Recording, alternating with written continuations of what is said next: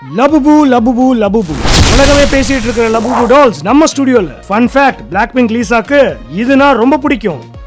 லபுபு எனக்கு லீசானா ரொம்ப பிடிக்கும்.